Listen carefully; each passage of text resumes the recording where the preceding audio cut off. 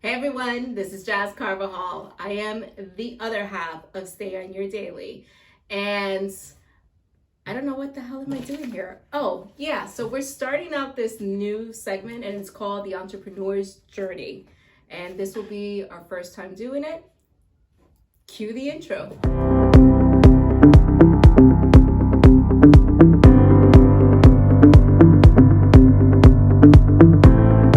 Dreamers, believers, purposeful beings. How did you like her intro? I thought it was awesome. So today we're going to drink a little bit. We're going to take it a little easy, really relax. Take it slow, right? Take it slow like we like our black label, right? And so we're going to hit 5 different things that you should have before you start your own business, right? And this is obviously, as Ms. Carvajal has stated, our first in a series of videos tackling the entrepreneurship journey. I think it's a critical thing that we all should be discussing and be honest about, because I don't think people are honest about this. I think there's a lot of lies out there. Yeah, first off, I'd like to know, why is it that today you decide to wear a nice button-down shirt and I'm here representing our company, our style? I have no soy t-shirts left. Well, salute to you, and let's get this going. All right, so the first thing that you should have in place before you start your own business is financial cushions. And the mindset, because we're gonna attache every bullet point with a mindset, right? And so financial cushions and a frugal, right, a cheap mindset. Ms. Carvajal, take it away. Why do you think that we should have financial cushions when we start a business? Because this is... what you're going to make every month is undetermined at the very beginning and probably for a while.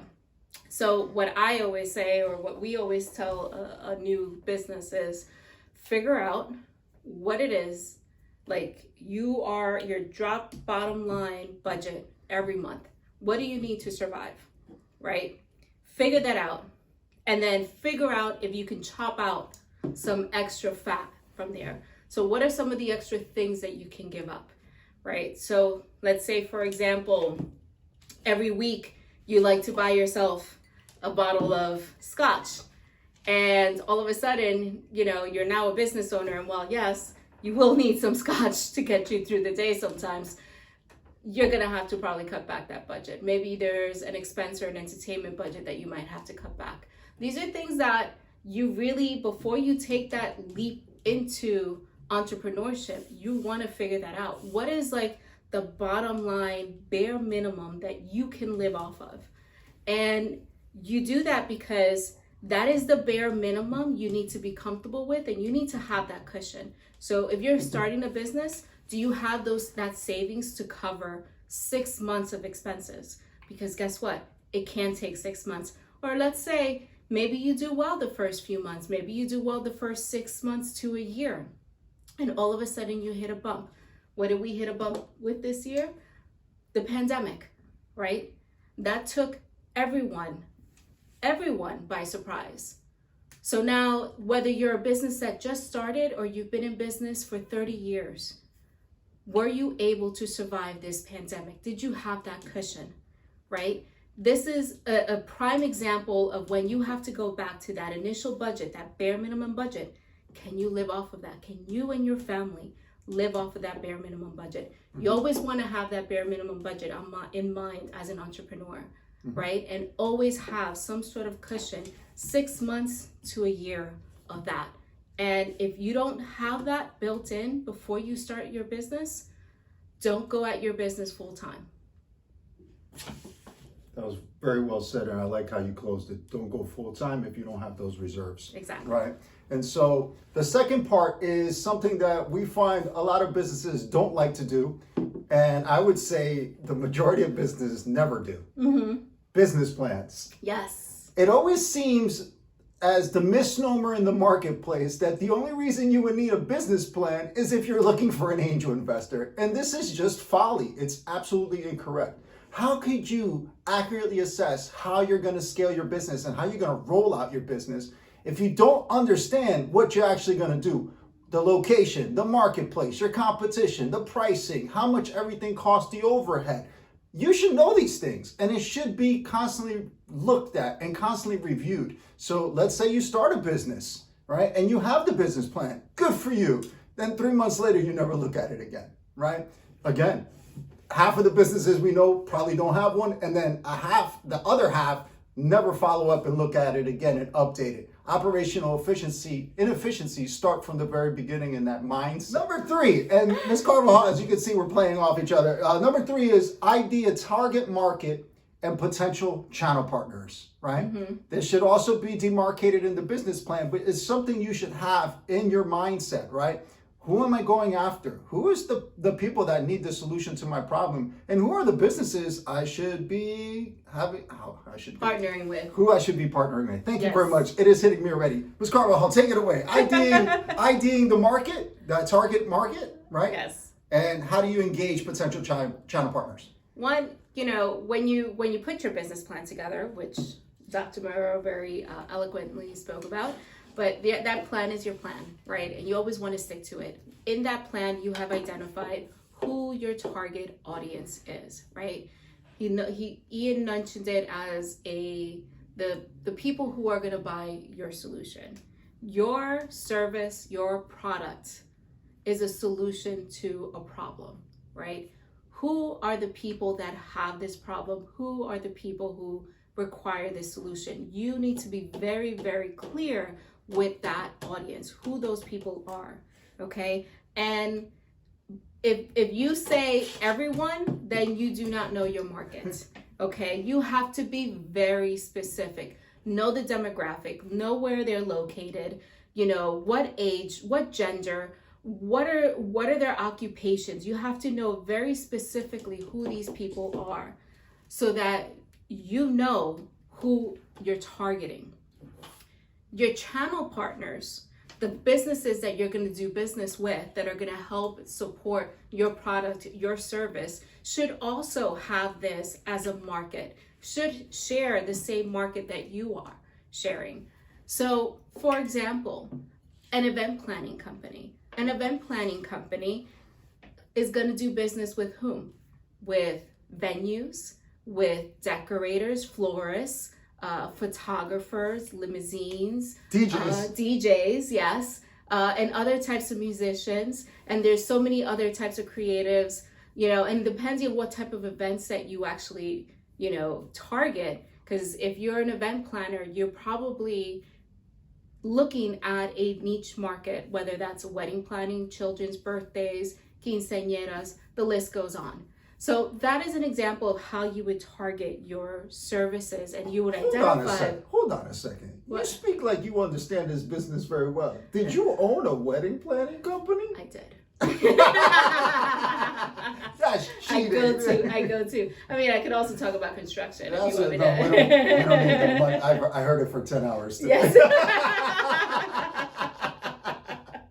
So channel partners, right? Identifying channel partners, how to enhance your deliverable, right? And so I like construction as well because it's something that is very translatable as well for a lot of businesses, wherein you say, let's say you're a general contractor, right? And you say, who's my go-to electrician? Who's my go-to, in any MEP avenue, right? Who's my MEP people, right? Who are the people that are going to do my concrete every single time? Who are these people? And are they located centrally to where my business is and where I'm gravitating towards getting business, right?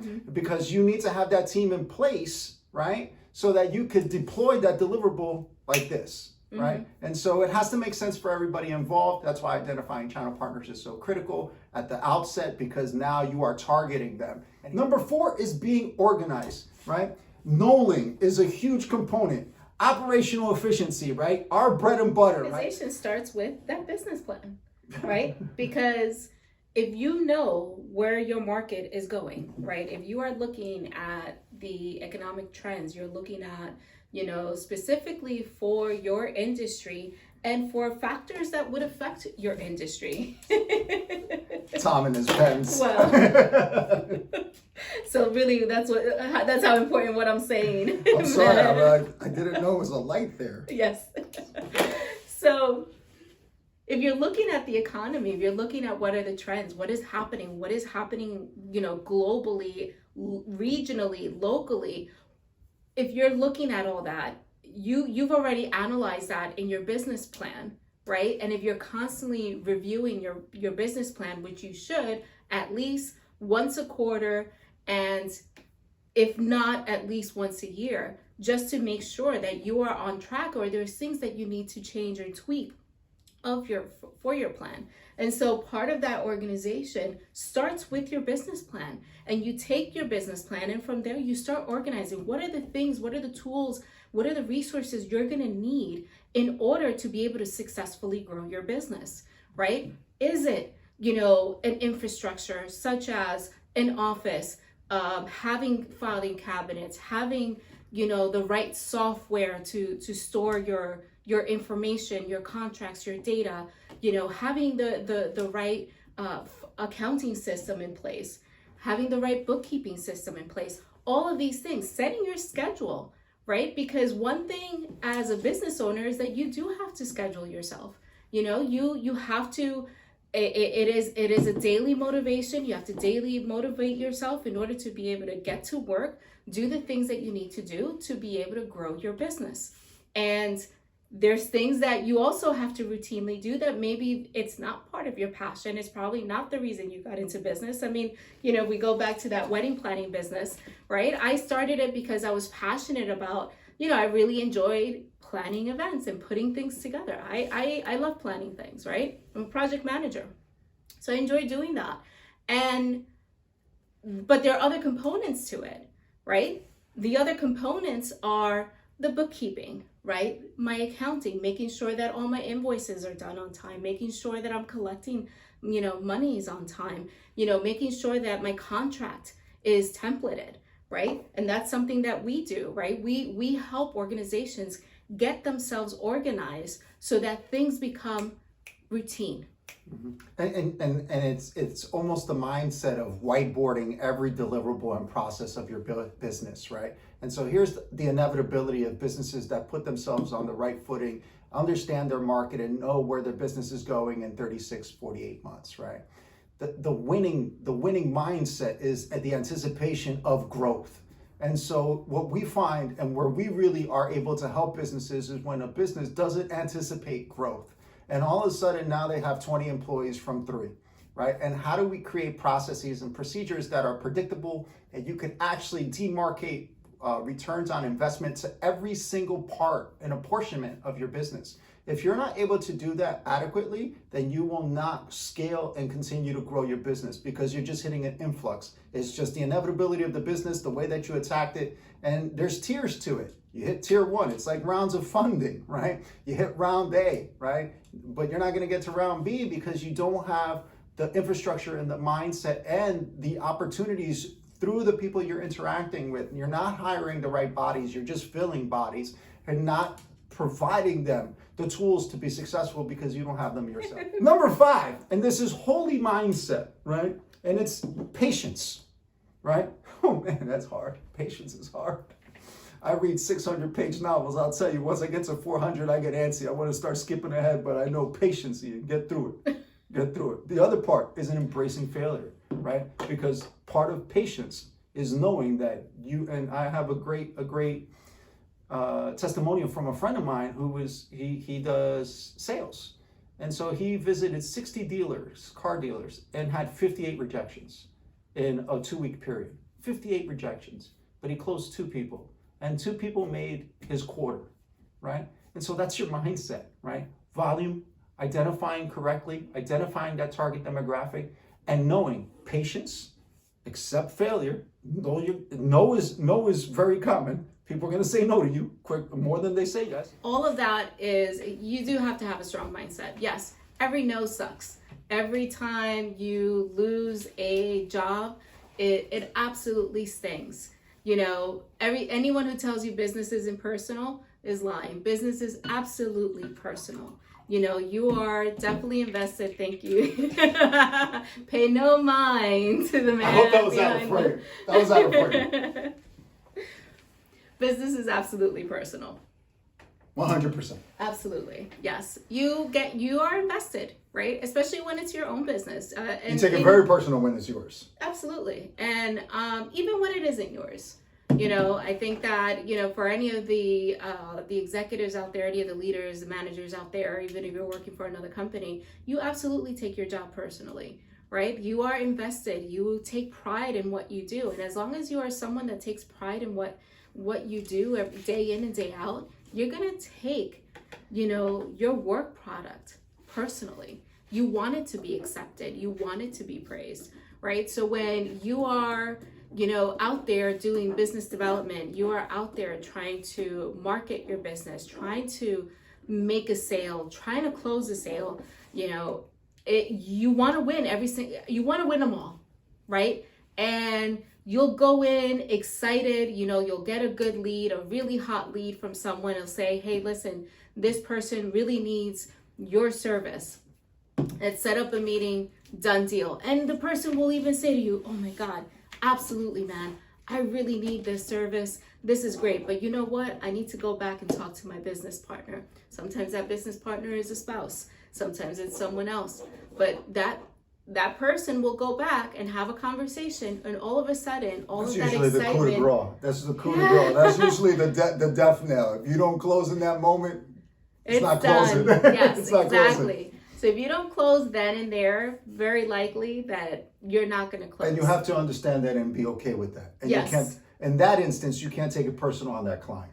Yes, you cannot take it personal on the client. Is it going to sting? Absolutely. And in that day, in that moment, hopefully you have a good support network that you can vent to, talk to, and have a moment of like, man, this really sucks. We didn't close on this, but then have the ability to move on, right? Maybe do an analysis. The great thing with us being partners is that we do our Monday morning quarterbacking, right? Where we sit down and we analyze, like, how did that meeting go? How did, what went well? What didn't go well? What was in our proposal? Was it the numbers? Did we listen to our client clearly? Were we actually listening to their needs? Could it be budget? Is it budget related? Is it confidence? Is it trust? And we'll go through these things. And sometimes even, you want to reach out afterwards. Once you get that rejection, don't be afraid to reach out to your client and say, hey,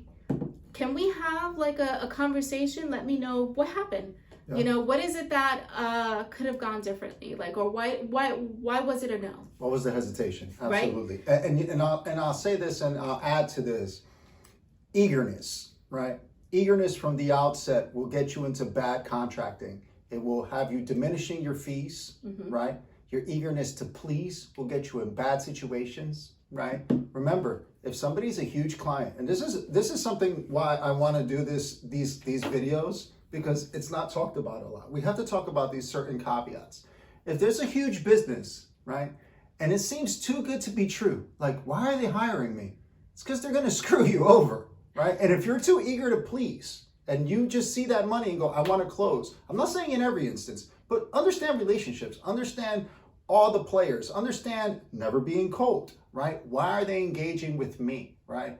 If this is the second client, right? If I land $500,000 of work in the third month of my business, I really want to look very closely at that contract, right? And understand, is it really my service or product that they want, right? And so eagerness to please from the outset will get you in trouble, will kill you before you even get going, right? And that's why financial cushions are so important, because you can make smart decisions, right? As much as you're getting rejected, you have to learn to reject as well. Right. The right fit is so important. We've walked away from deals where we say that's automatic X amount of dollars a month. We kind of need it, but we don't need the headache. We don't need the bad review. We don't need the person that will never be satisfied, right? And you have to be cognizant of these things and be aware of these things. Being self-aware is very important, but being aware of the surroundings and what that relationship entails and what the expectation is. If that expectation is unrealistic, there is no reason to engage. Yeah, that is just basic risk analysis. I've never ran a soap company,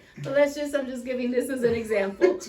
Let's say Whole Foods, big brand name, is like, hey, we would love to carry your soaps. We see that you've grown, maybe somebody saw you, one of their, purchasing agents saw you at some local farmer's market. Yeah, buyer. Yeah.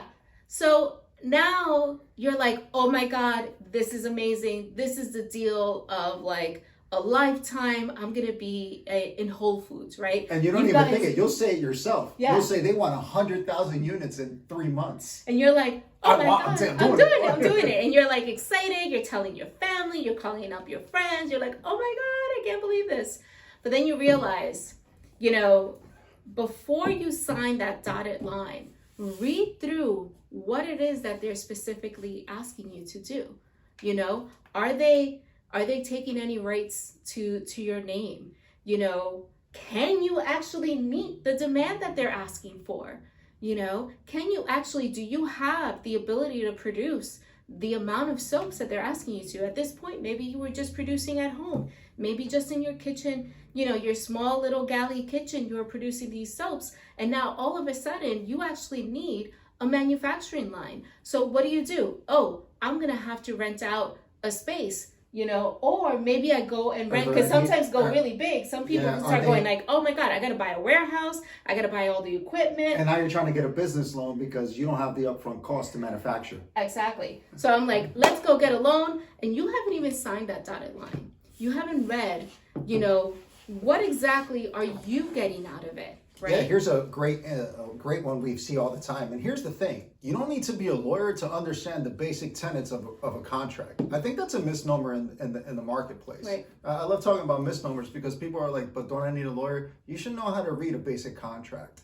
And one of the basic things that usually happen with big businesses, right, and smaller businesses is they make you carry all the liability on the insurance. And it doesn't go both ways. And it's one of the first ones we always talk about. Did you read the insurances and the liabilities, right? That should be where your eyes go first, because it is, I would say, at 80 to 85% of the time, the bigger business is going to shift all the liability to you. They're going to make you eat it. They're going to make you bite the bullet on any liability that moves forward in that contract. So you want to say, no, this is a two-way street.